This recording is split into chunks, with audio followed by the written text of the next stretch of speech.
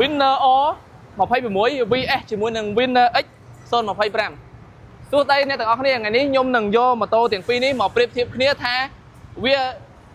រូបរាងវាខុសកន្លែងណាខ្លះបាទមួយណាទំនើបជាងមួយណាលុយជាងបាទមកប្រៀបធៀបជូនបងប្អូនយើងទាំងអស់គ្នាវ៉ាវស្អាតណាស់បងពីរហ្នឹងមួយណាទំនើបជាងបងសម្រាប់បងឯងបាទសម្រាប់បងពីរនេះហ៎បាទបងថាទំនើបទាំងពីរតែមានបងប្អូនគាត់សួរយើងសួរបងមកថាពីរហ្នឹងរើសមួយតែយើងយកមួយណានេះបាទសម្រាប់ចិត្តមែនទេឥឡូវមុននឹងសម្រាប់ចិត្តចេញទៅយើងស្គាល់ពីម៉ូតូសិនថាមានលក្ខណៈផ្សេងខ្លះតោះអញ្ចឹងឥឡូវយើងមកមើលWinner O មុនណាព្រោះ Winner X បងប្អូនស្គាល់ច្រើនទេណាបាទឥឡូវមើលអាថ្មីមុនអីចឹង Winner O គឺស្រួលចំណាំស្រួលមើលរាងវាគេ design រាងមូលបាទដូចអានេះគេហៅថាដូចពងកពើអានេះរាងវាដូចឆុងគួរចំណាំរាងវាបាទ Winner X កាំមាសមានឡើងគួរចំណាំដែរ Winner O កាំខ្មៅទេបាទដូរពណ៌ណាតែសំខាន់គឺមានពណ៌ដែលទឹកស្នាមម៉ូតូក្រហមក៏ដូចគ្នាឡាយសក៏ដូចគ្នាមានឡាយខៀវអីទៅវាដូចគ្នាទាំងអស់ប៉ុន្តែតែខុសភ្លើងបងបាទតែបើផ្នែកចង្គៀងគឺដូរទាំងស្រុងតែម្ដងក្បាលដូរទាំងស្រុងតែម្ដងតោះអញ្ចឹងឥឡូវយើងមើល Winner O វារាងមូលបាទក្បាលរាងស្រីថ្មីស្លាកកស្រីថ្មីដែរវាមានអារម្មណ៍ថាមូលបាទហើយចង្គៀងវិញ Winner O គេ design រាងអក្សរ X មានចង្គៀងស្រីថ្មីបំពាក់ទៅលើចង្គៀងគេហៅថាចង្គៀងLED crystal គុជជាងខ្លៃចង្គៀងនេះខ្លៃហើយ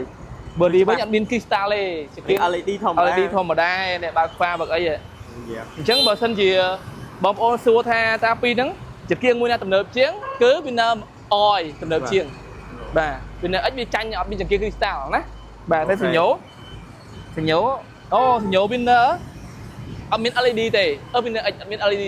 ន LED ទេអូខេតែ Winner O មាន LED នេះអូនឃើញទេបាទជាឡាញណាជាបន្ទាត់វែងវិញបាទនេះវាវែងហើយនៅមើលនៅខាងក្រៅស្អាតជាងឆ្ងាយដាច់បាទអញ្ចឹងវានេះទំនើបជាងផ្នែកខាងមុខបាទ Winner ចាំមានអីផ្សេងទៀតបងបាទអញ្ចឹងយើងមើលកង់សិនណាចាំយើងមើលចំហៀងទៀតកង់កម្មប្រទេសដូចគ្នាកបាំងដូចគ្នា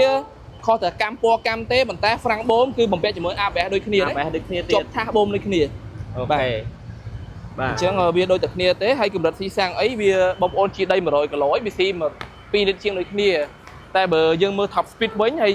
ម៉ាស៊ីនកំពុងតែបច្ឆេះមើលរោទាំងប្រូទាំងវាដូចតែគ្នាកម្លាំងវា150ដូចតែគ្នាអីយ៉ាតែឥឡូវសុំសួរមួយបងបាទបើដូចគ្នាច្រើនអញ្ចឹងតម្លៃវាអីមិនដែរដូចគ្នាដែរមែនភ្លេចប្រាប់ជូន fan គាត់ចង់ដឹងតម្លៃ Winner X តម្លៃវាឥឡូវកំពុងតែឡើងថ្លៃវាឡើងចូល3000ស្ដើងហើយ3000ស្ដើង Winner O តម្លៃនៅក្នុងខែ9ខែ10ឆ្នាំ2025ណាទៅបញ្ជាក់ថ្ងៃខែស្អីបងប្អូនគាត់មើលវីដេអូចាស់ទៅគាត់ទិញតម្លៃផ្សេងអានេះចេញដំបូង3000ក្រាស់បាទតោះអញ្ចឹងយើងប្រាប់តម្លៃជូនបងប្អូនមកជុំមកបងតោះឥឡូវយើងមើលមកជុំប្រភេទនេះគឺអង្គយ៉ាកម្លាំង150ដដែលអូតែមផុសស្អាតបងអើយតែខាងនេះគឺគេតែមផុសគេដូរហ្វុនតែមផុសនេះមើលហ្វុន25ហ្វុនរៀងទូចបាទ26ហ្វុនរៀងធំបាទខុសហ្វុនហើយមើលរៀងវាគឺខុសទាំងអស់តែម្ដង26គេអាប់ដេតរៀងហើយកតុយក្រោយគេកាងគេជាប់ជាមួយនឹងកបាំងនេះបងដូចជាស៊ីញ៉ូដូរកាងណាបាទកន្លែងកតុយទានេះគឺអានេះរៀងធំជាង25នេះដូរនេះមួយបើ25រៀងទូចទេបាទអញ្ចឹងវាខុសគ្នាឡើយយ៉ាងដែរបាទអូតែខាងនេះស៊ីញ៉ូនេះដូចដូរអត់ដូរបងបាទអានេះរៀងមូលកតុយនេះរៀងស្រួចហើយមានកាងពីលើអានោះអានេះគឺសញ្ញោរៀងលៀនមករៀងជ្រុងវិញបាទស្បែកកាត់ក៏ខុសគ្នានេះស្បែកកាត់មាន2ពណ៌មានពណ៌ផេះលីខ្មៅអានេះខ្មៅសុទ្ធខ្មៅក្រឹមអាឡូងហើយកុងទ័រគឺវាខុសទៅតាមឡូទេតែអានេះកុងទ័រដូចគ្នាខាងនេះក៏ដូចគ្នាដែរតែវាខុសតាមឡូបាទតិចខុសតិចអូយបងប្អូនតោះឥឡូវបងប្អូនទាំងអស់គ្នាដែលជា fan Winner តែកំពុងតែមើលវីដេអូនេះតើពីនេះបើសិនជាបងប្អូនយល់យ៉ាងណាដែរបើថាចង់ជិះចង់បានអាចជួយ comment ប្រាប់តិចមកថាមួយណាល្អជាងមួយណាស្អាតជាងបាទ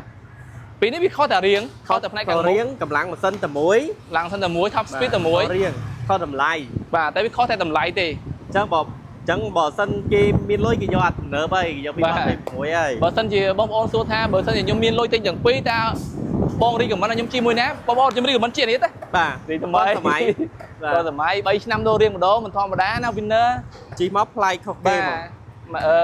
2022រៀងចេះ23 24 25រៀងវា3 4ឆ្នាំអានេះ21ដូររៀងយក ដូររៀងយកមក អូមិនធម្មតាបងម៉ូតូដែលដូររៀងហើយដូររៀងដូរមកកាចបងណា ចុះបងម៉ូតូហ្នឹងបើសិនជាបងប្អូនយើងចង់បងមលុះឲ្យបានទេបង បានតែបងប្អូនយើងដែលមានម៉ូតូវាយដូរចង់បងមលុះបានខាងនេះរំលោះមួយខែ$80ខាងនេះមួយខែ90បាទហើយបងមាន promotion ពិសេសទៀតឲ្យបងប្អូនមើលវីដេអូនេះណា មាន promotion ទៀត បាទទិញម៉ូតូកម្លាំង150ទាំងពីរនេះយើងថែមបានដល់បឲ្យ ថែមបានបើកប ថែមស្លាលេខភ្នំពេញ សាក់លេខភ្នំពេញ បរៀនការជិះបងប្អូនម្ចាស់ជិះបរៀនការថែទាំម៉ូតូទៀត វ៉ាវ បាទ ពិសេសមែនតើបាទ តោះអញ្ចឹងវីដេអូយើងមានតែប៉ុណ្្នឹងទេបងយើងនឹងជួបគ្នាវីដេអូក្រោយទៀតហើយបងប្អូនដែលចង់មើលវីដេអូថ្មីកុំភ្លេចជួយ follow YouTube TikTok Facebook ផងណា បាទ អរគុណបងប្អូនទាំងអស់គ្នាដែលចូលមើលពីហាងម៉ូតូរថច័ន្ទហេងបាយបាយ